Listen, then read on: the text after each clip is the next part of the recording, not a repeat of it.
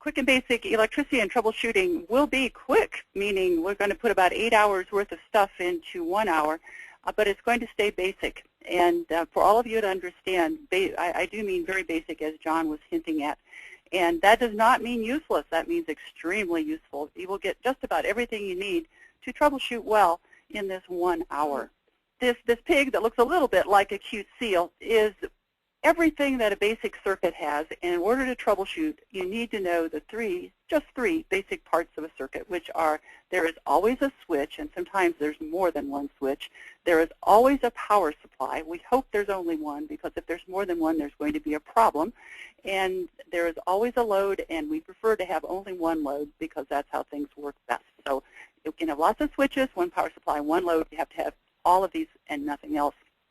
And then everything has to be wired together or it won't work.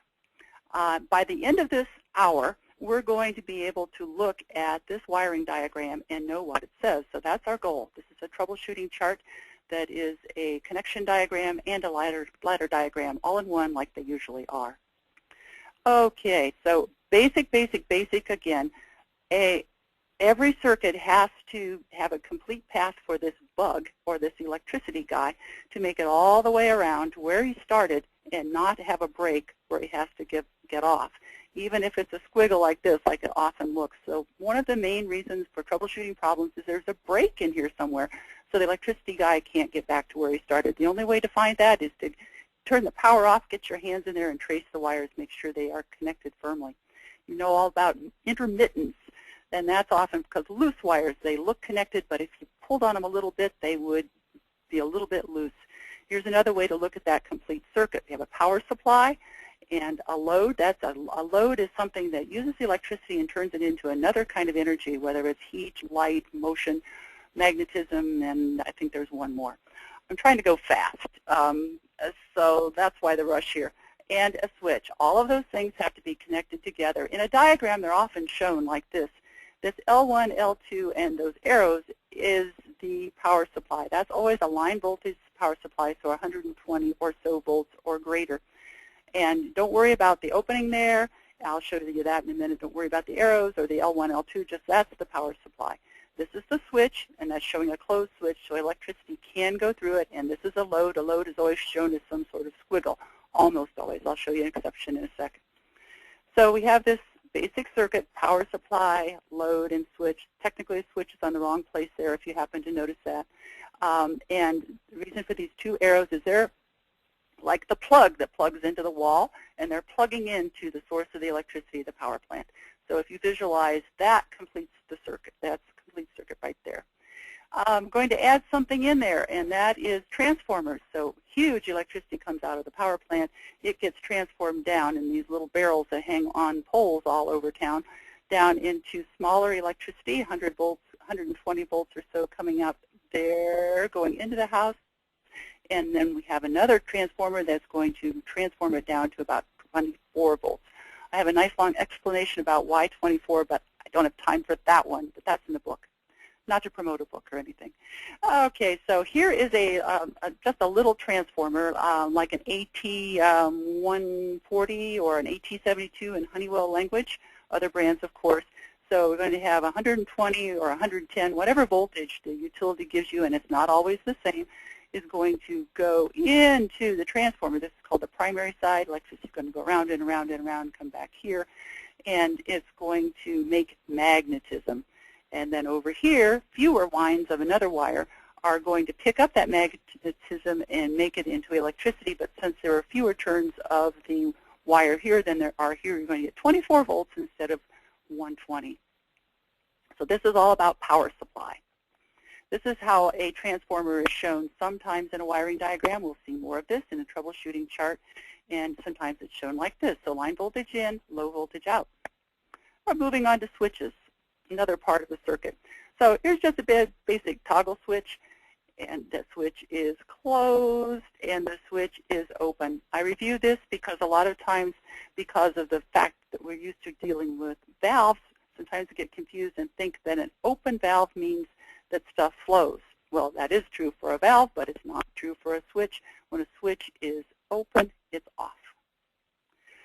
Here is an open switch. Look at these little X's. These are my little electricity guys. Notice there are a whole bunch of them piled up here. This is my artist rendition of what electricity is doing. And by the way, electricity technically runs on wires, not through wires.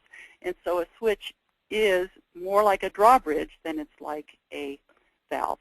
So we have the electricity guys piled up here, a whole bunch of them. Let's say that there's 120 of them there, and there are none there because the switch is open.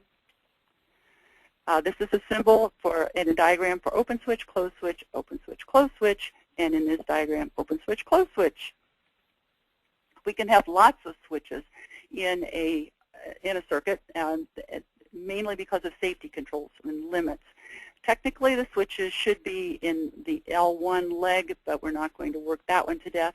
And I put them here because it's easier to have more of them there. So for this circuit to work, we're going to have all of these switches closed. And a big part of troubleshooting is finding out how many switches are there and are they all closed. Many symbols for switches. You've probably seen a lot of these. Open, closed, open, closed. A lot of times manufacturers put all these squiggles underneath them, and those all mean something, but sometimes all you need to know is this one's open, this one's closed. And then one of my favorite switches is a fuse. A fuse is a one-time switch. You use it once, and it's like a styrofoam cup. You throw it away and put in a new one, but it's still a switch. Here are wiring diagram symbols for loads. I told you that they're almost always squiggles, so there's one kind, there's another kind, there's another kind, another kind. Motors are loads, but they often don't show the squiggles that connect those two terminals, but you just have to imagine that they're there. Here are some diagrams that show multiple loads, and the point is here, if there's more than one load, we want to have things wired in what's called parallel.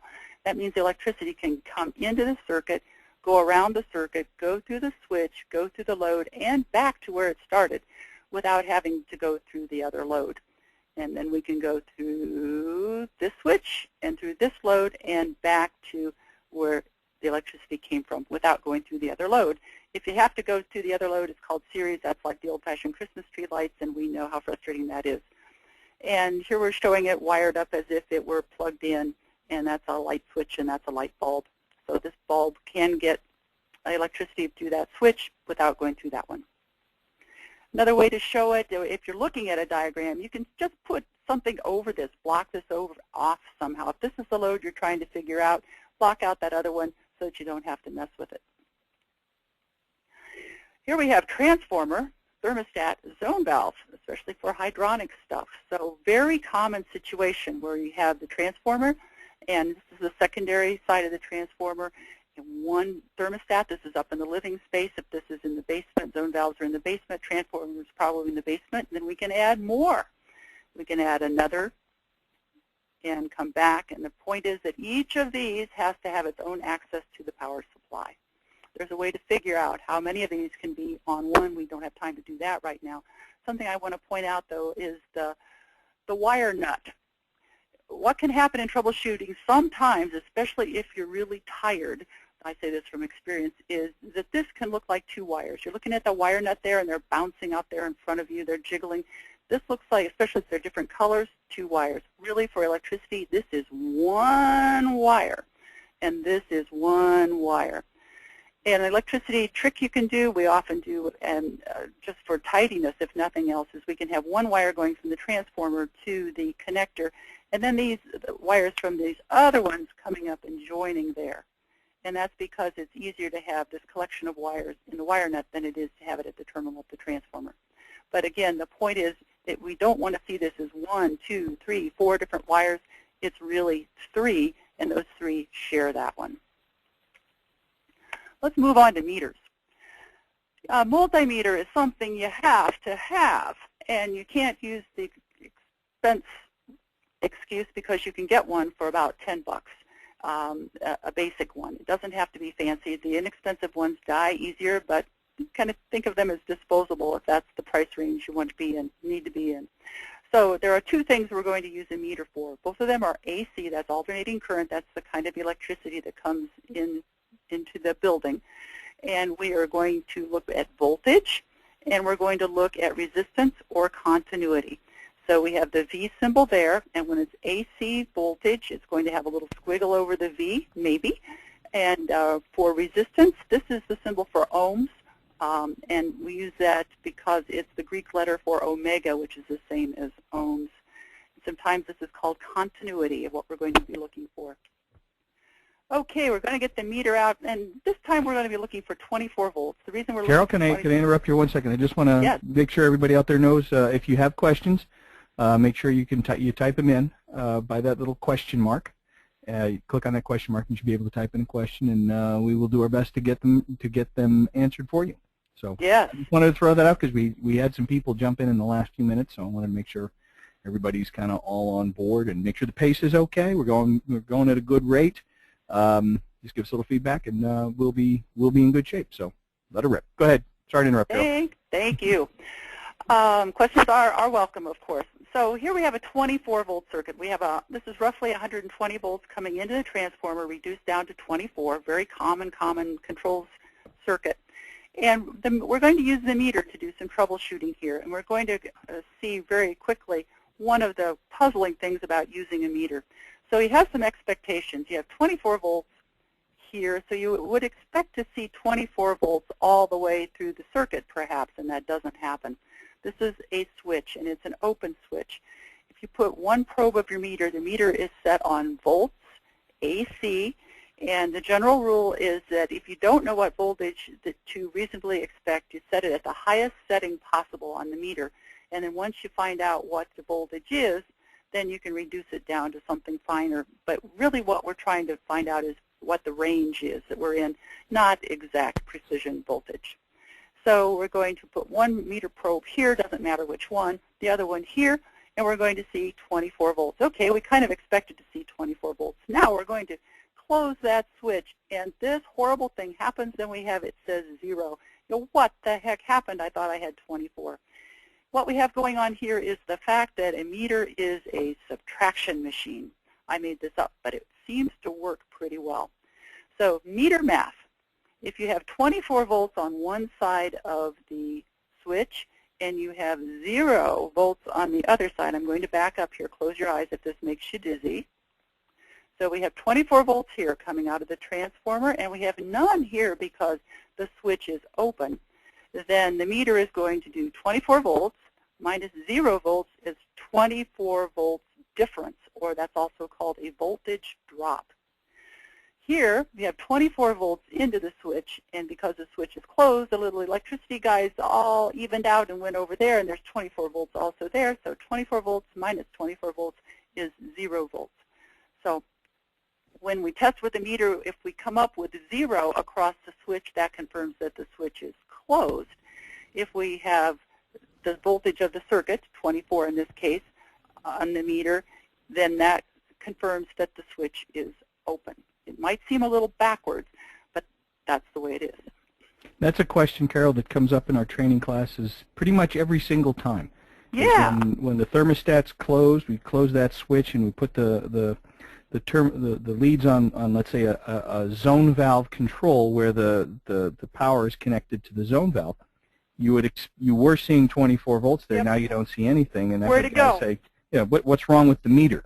Yes, right. That's right. Shake it a little. Yeah, no, the meter. Pound it on the counter, see if it'll work.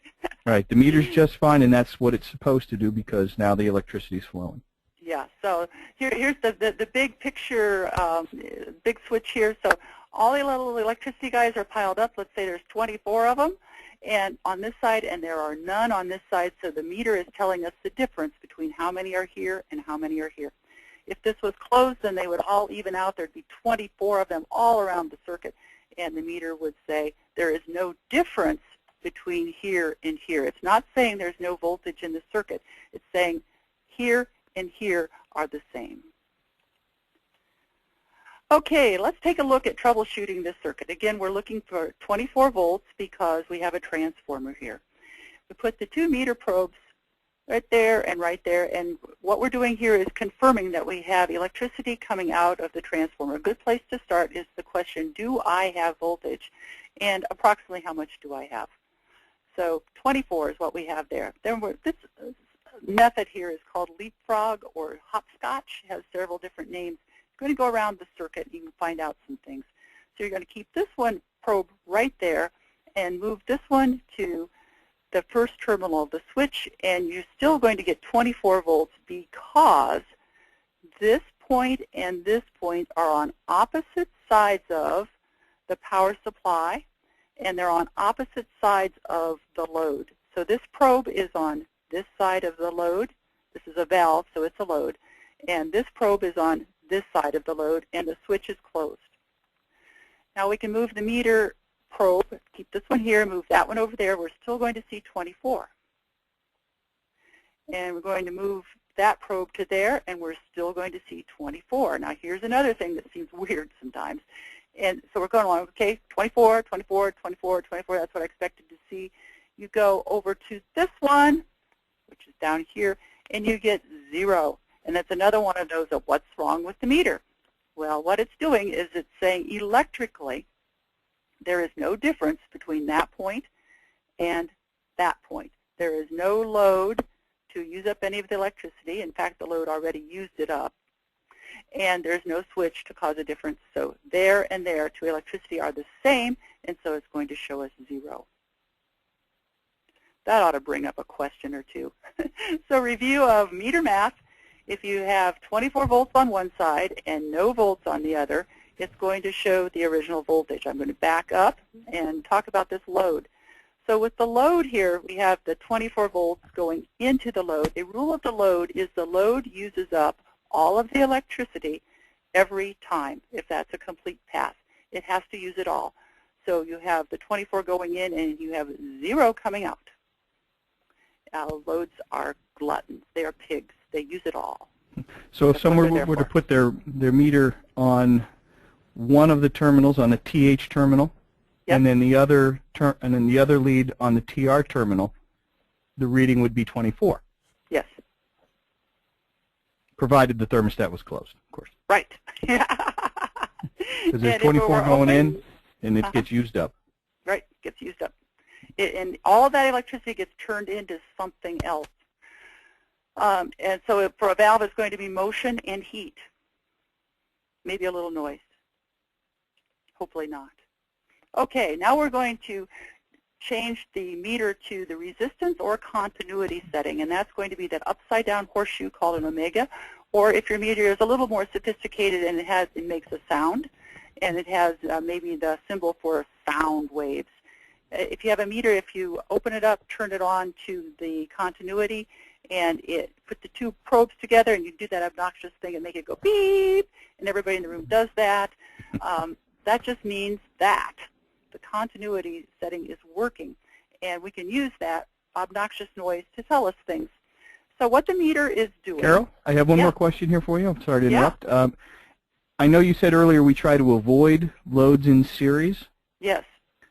If we had, what would the meter say if we did in fact have loads in series? Still that they're all used up. Okay, so if we go between the first one and the last one, it would be 0? All used, yep. Okay, but how about the first one, the beginning of the first one to the end of the first one? Don't know? I don't know that. Yep, so like the car guys on the radio, stump the chump here. That's usually pointed at me, I think, but that's all right. Oh, well, we can share that honor.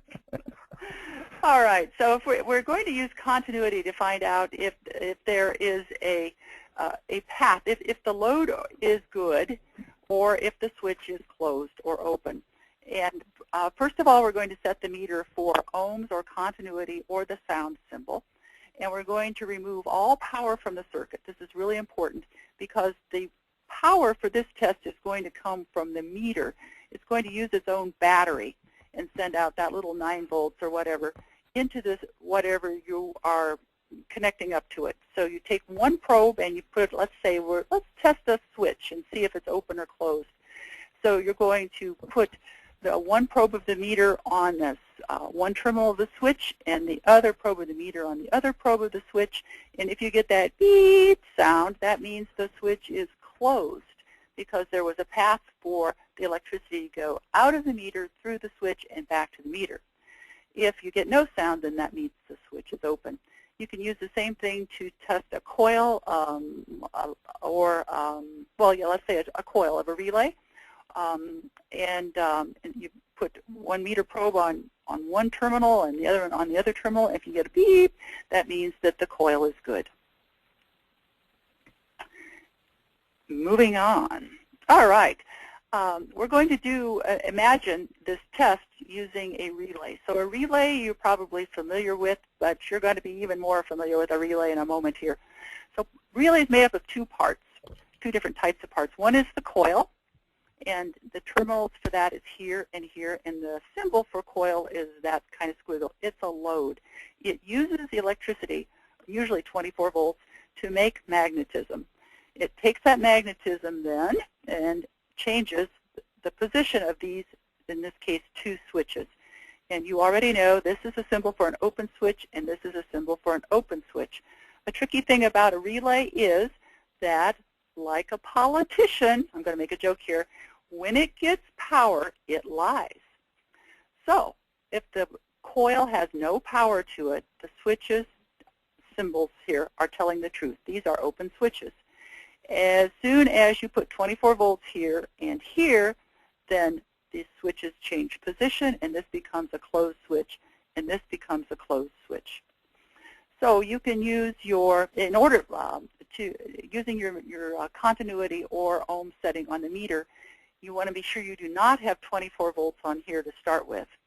And you're going to put one probe here and one probe here, and if you hear a beep, that means there is continuity. There's a path for electricity go in here, go around and around and around and around that coil, and come out here and go back to the meter.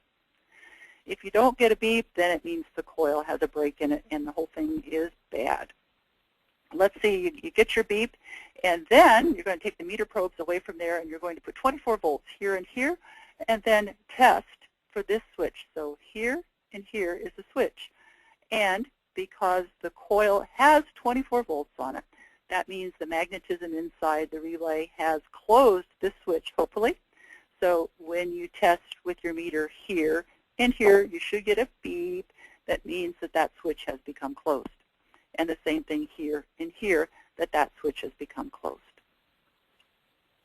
That ought to bring up a question or two. So I'll move on, though. Here is another picture of that same relay with just one of its switches. So low voltage power supply, so this means that the transformer 24 volt side or secondary side. This closed switch, let's imagine that's a thermostat, and this is the relay coil. So we have just this little circuit here, and that's usually all we're trying to do with a relay is to get this thermostat to turn on this motor. We can't do it directly because the thermostat needs to be low voltage so that it can have the kind of tight temperature control that we expect out of a thermostat. The thermostat were line voltage, it could control it, but it'd have a huge temperature swing, something like 10 degrees, something unacceptable usually, except in a warehouse. And the motor, you can't usually have a 24 volt motor, so you need something to translate between the two. So the relay is what we put in there. It needs to have 24 volts if it's rated a 24 volt relay, 24 volts to the relay coil, but you can have almost any voltage up to 1/8 of a horsepower on the switch terminals. And so you can put 120 volts on the switch terminals. Here's yet another way to look at that same thing. Here's the transformer. There's the thermostat. There's the relay coil. And this is a complete circuit. And like we started the whole thing here with power supply, switch, load, and back to power supply. And then this relay coil has no electrical connection to the relay switch because it's just magnetism. That's how we can have low voltage here and line voltage here. This relay coil and this relay switch are in the same device. So relay coil, relay switch, same device. Low voltage, line voltage on the switches. And our circuit here is power supply, I'll do it this way, power supply, switch, load, and back to power supply. So we have two complete circuits here. The connection is relay coil in the low voltage circuit, relay switch in the line voltage circuit. Remember this image because we're going to be seeing a lot of it in the troubleshooting charts. Just because this switch is farther from the coil in the picture doesn't mean it's not part of it. These two switches both are going to close when this relay coil gets 24 volts put to it. Here's yet another picture of relays, and this all leads up to the big old troubleshooting chart, so hang on here. In troubleshooting charts, the lighter weight line is the lower voltage, and the heavier weight line is the higher voltage. So here we have L1, L2, L1, L2. These are probably electrically the same place. They're in the same box. Here we have the transformer, so now we're going to switch to low voltage, and our circuit is power supply, switch, which is the thermostat, and load, which is simply the relay coil. And we do that again and again. And then for what we're trying to get the work out of really here, power supply, and we're going to go through this relay switch. And the way it's drawn here a little oddly, but for the purpose of making the point that both of these relay switches are happening at the same time, and that we can control a number of things. So through that switch, which is now closed, that switch is now closed because this relay coil is energized. It's making magnetism. Magnetism is what closed the switch, and the magnetism is coming from this relay coil because the relay switch is closed, the thermostat switch is closed, and 24 volts is coming out from the transformer.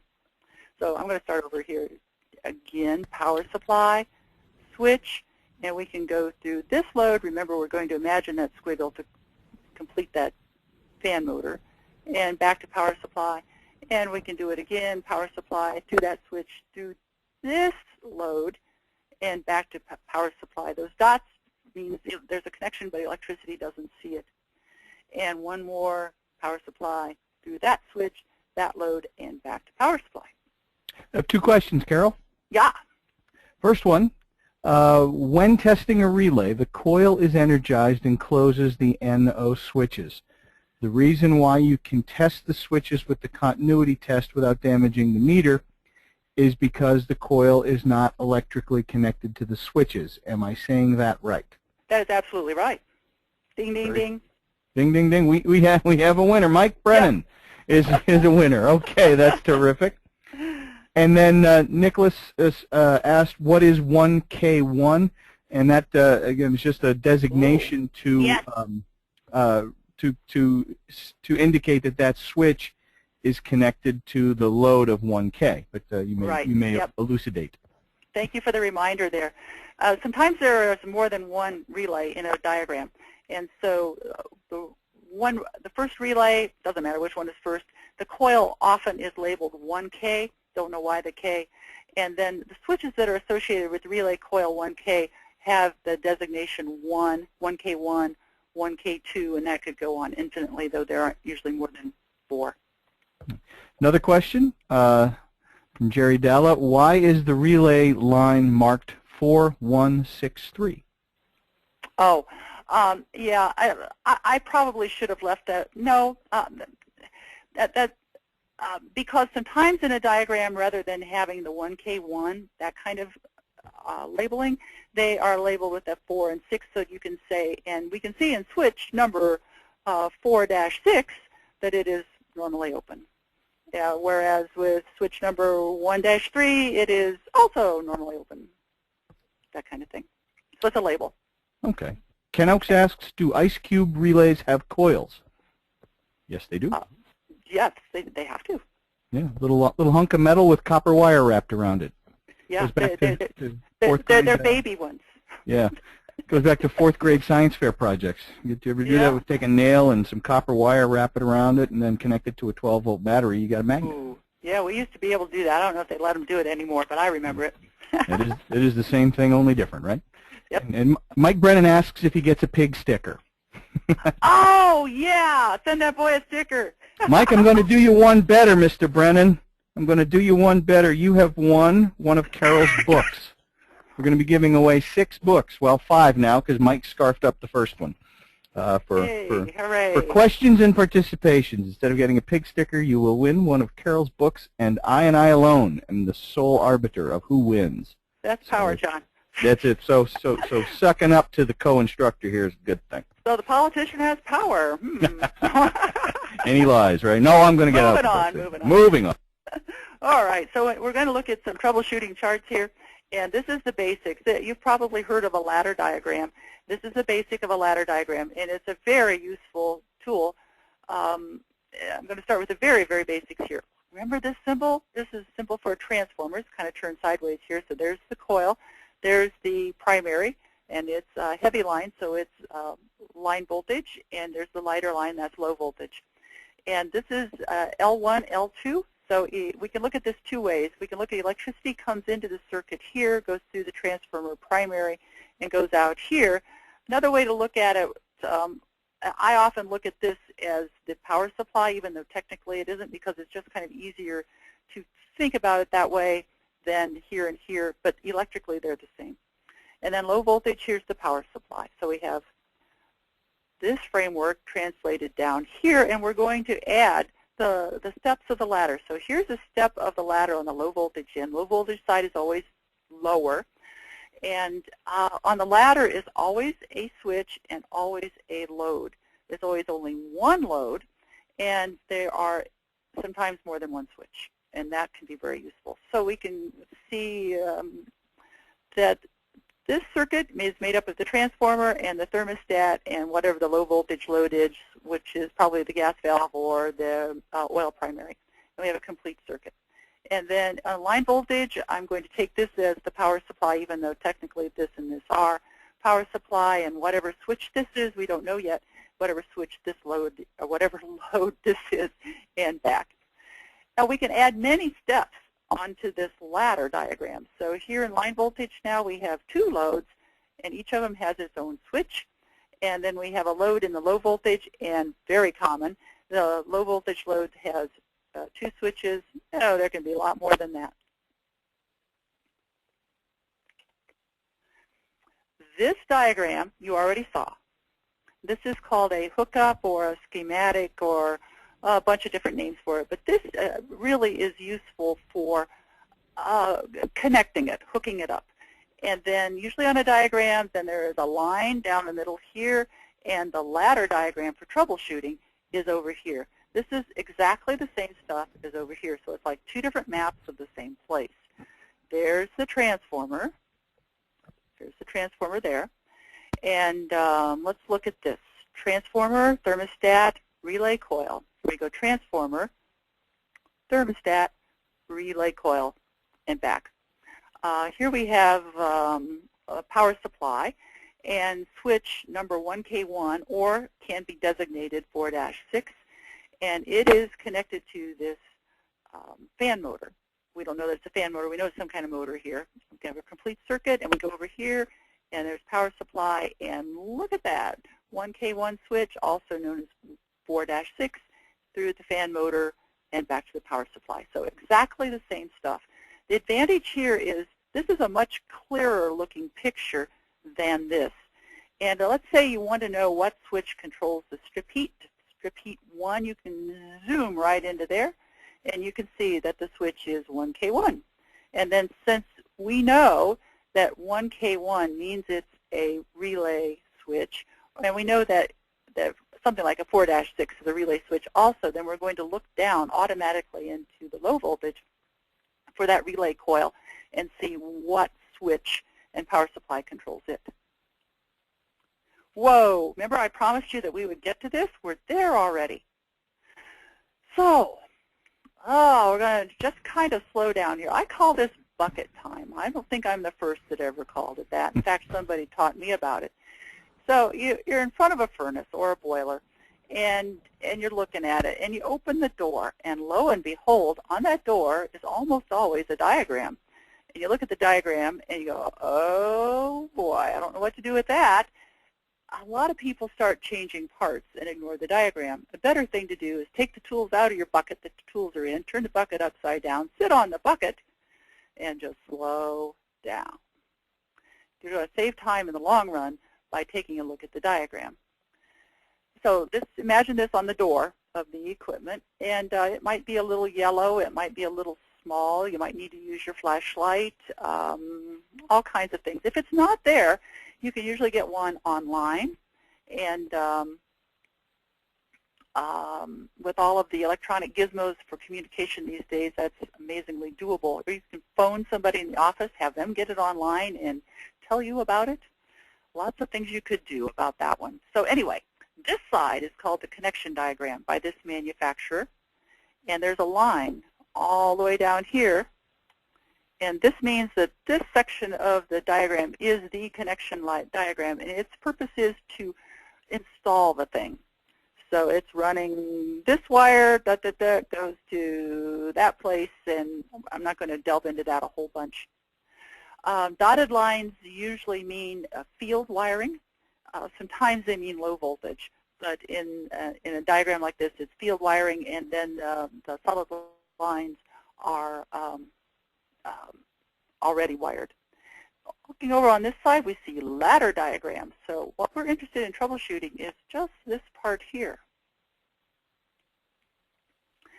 Here's transformer, 24 volts, 110 volts, 110, 120, doesn't make that much difference in this kind of thing. So let's track a circuit here. And here we have 24 volts, and I'm going to go around here and find out that the load, there should be only one load on each of these ladder steps. The load is the system relay coil. And we know this is a load because we have learned that a coil is a load.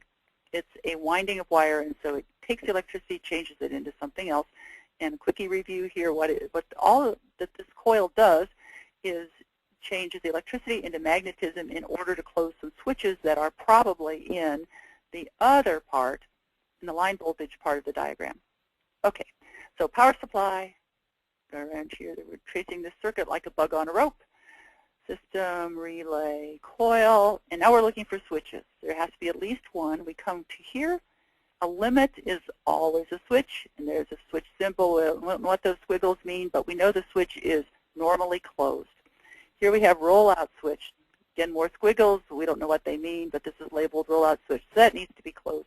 Thermostat. Thermostat is always a switch.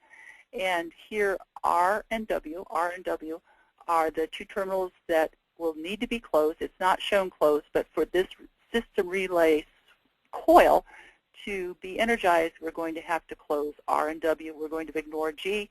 That's for cooling. We're not interested in that right now.